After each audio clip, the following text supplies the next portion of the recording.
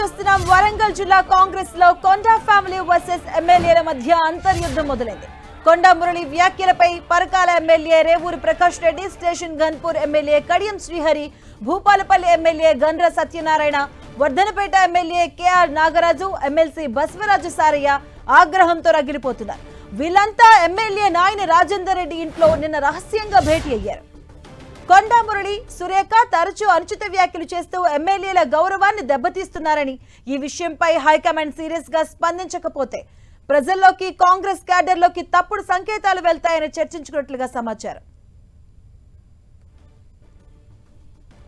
కొండా దంపతులపై party కఠిన చర్యలు తీసుకోవాలని, అధిష్టానాన్ని డిమాండ్ చేయాలని తీర్మానించుకున్నట్లుగా సమాచారం.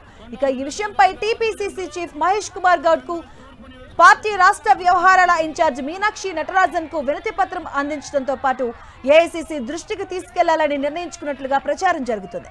ఇక కొండా దంపతులపై పార్టీ పరమైన వేటు వేయాలని ఎమ్మెల్యేలు పట్టుబడుతున్నట్లుగా సమాచారం.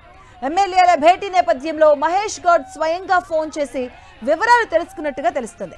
వరంగల్ కాంగ్రెస్ పంచాయతీపై ఇన్ఛార్జ్ మీనాక్షి నటరాజన్ ఆరా తీశారు. ఎమ్మెల్యేల భేటీపై ఇన్ఛార్జ్ మీనాక్షి నటరాజన్ కి టీపీసీసీ చీఫ్ మహేష్ కుమార్ గౌడ్ సమాచారం ఇచ్చారు.